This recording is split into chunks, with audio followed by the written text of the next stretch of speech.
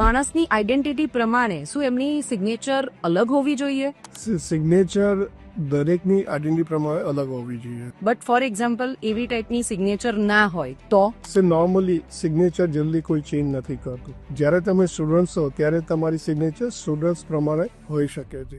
જ્યારે તમે જોબ કરો છો, ફર્સ્ટ જોબ તમે કરો છો, ત્યારે પણ સિગ્નેચર એ ફર્સ્ટ જોબ પ્રમાણે જુનિયર પોઝિશન પ્રમાણે તમારી હોઈ શકે છે. અને જ્યારે તમે એમ કે આગળ હાયર પોઝિશન ઉપર જાઓ કે સિનિયર પોઝિશન ઉપર જાઓ છો, ત્યારે પણ સિગ્નેચર એમાં ચેન્જીસ આવી શકે છે. અને જ્યારે તમે જોબમાંથી તમે કદાચ બહાર નીકળીને કદાચ તમે બિઝનેસ સમયમાં જાઓ છો અથવા તો કોઈ તમે પ્રોફેશનમાં બી અલગ પ્રોફેશનમાં જાઓ છો, ત્યારે પણ સિગ્નેચર એ પ્રોફેશન પ્રમાણે તમારે હોવી જોઈએ, એટલે હોઈ શકે છે. કેમ સિગ્નેચર પ્રેક્ટિસ એટલી જરૂરી હોય છે? સિગ્નેચર પ્રેક્ટિસ એટલા માટે જરૂરી છે કે it is a manifestation of your goals.